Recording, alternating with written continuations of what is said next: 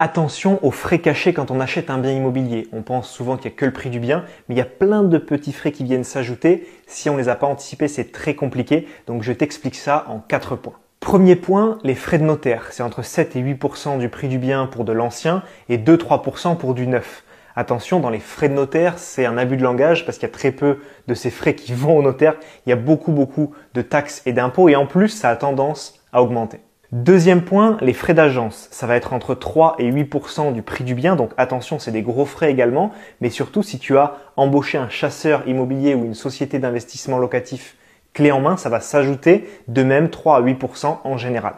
Troisièmement, les frais de dossier bancaire. Ça peut être entre 0,5 et 1% du prix du bien et ça va être des gros frais que la banque va te charger, si je puis dire, pour monter ton dossier de prêt.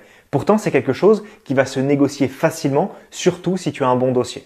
Quatrièmement, les travaux imprévus. Je te conseille toujours de garder de la marge de manœuvre dans ton crédit travaux pour les travaux imprévus et même pour le mobilier, parce que le mobilier normalement ne passe pas dans un crédit. Mais en tout cas, pour les imprévus, ça fait des années que je fais de l'immobilier et des années que je fais des chantiers et que j'en suis. Il y a toujours des imprévus, donc garde une marge de sécurité. Petit point bonus, quand vous allez aller chez le notaire pour signer l'acte définitif d'achat d'un bien immobilier, pensez à prendre votre chéquier. Très fréquemment, vous aurez à régler le prorata de charges de copropriété ainsi que de taxes foncières. Si vous avez des questions, n'hésitez pas à les mettre en commentaire.